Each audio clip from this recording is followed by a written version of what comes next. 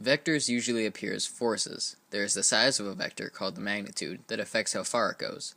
Vectors also have direction in the form of an angle, so there is an angle between two vectors as well.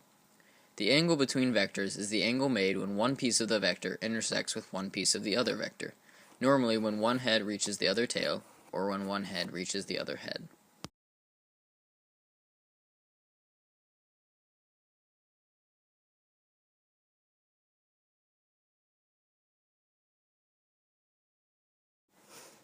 Here, William Gay is attempting to tackle Adrian Peterson. He starts from a lower position and moves up and forwards towards Peterson. Peterson is moving the opposite direction from Gay and down towards the ground. Gay is essentially stopped and has stood up, with only a fraction of his momentum still moving towards the ball. At the point of contact, the angle between the two men is larger than 90 degrees.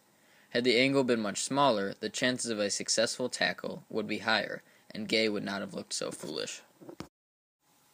We live in a three-dimensional world, so the best representation of actual movement is with three-dimensional vectors. There is movement in the x direction, the y direction, and the z direction. Whenever you move in a three-dimensional way, so it's not practical to represent movement in only two dimensions. Here, Jerome Simpson is attempting to get into the end zone, and the Arizona Cardinals defender is trying to stop him at the goal line, illustrating three-dimensional movement.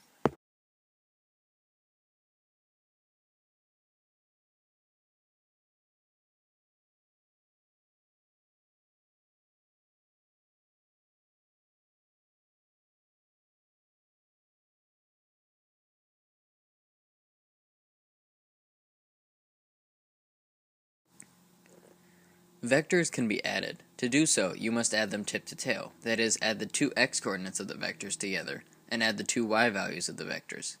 The value of x and y become the new coordinates of the head of the vector sum, when in standard position with its tail at the origin. Vectors have many applications in football. A hit can be seen as an impact with a certain force and direction, just like a vector. Like vectors, hits can interact. If someone runs into a pair of defenders, then he could be hit much harder because of the increase in magnitude from the two vectors adding up.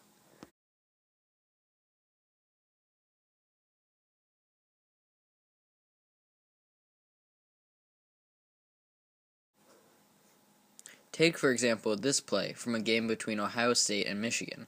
In the clip, the Ohio State defenders' vectors are roughly opposite each other. Therefore, because they have the same magnitude but opposite direction, they add up to 0, 0 and cancel out, which allowed the running back to keep going through the secondary.